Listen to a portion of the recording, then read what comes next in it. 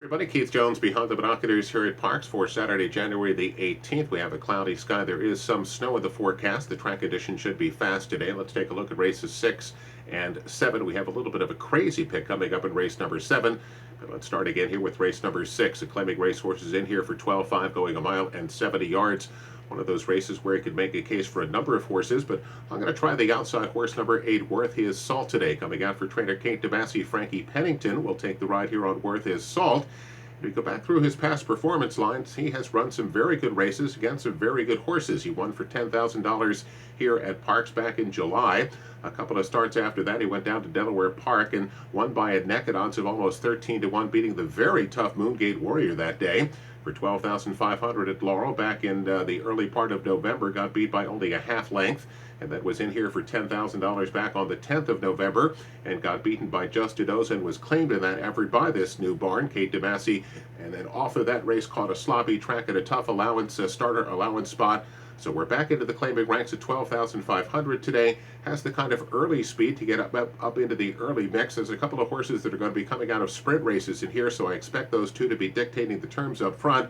But again, from that outside post, I think Worth His Salt has the kind of early speed to get in that second flight, and that can prove dangerous here. And again, Worth His Salt, with the numbers also indicate that if he's able to run up to his capabilities, he certainly should be competitive in here. And again, 9-2 is the morning line price. So race number 6, let's take a shot here with number 8, Worth His Salt. How about that crazy pick? Race number 7, it's a claiming race. Horses in here for $20,000, non-winners at 3. They'll go 7/8, fillies and mares. And I like a horse here that opens up at 15-1. That's number 4, Nancy B. Now, Nancy B being sent out by leading trainer Joe Taylor. Now, she has got to start her 4-year-old season. She's been out for almost a year.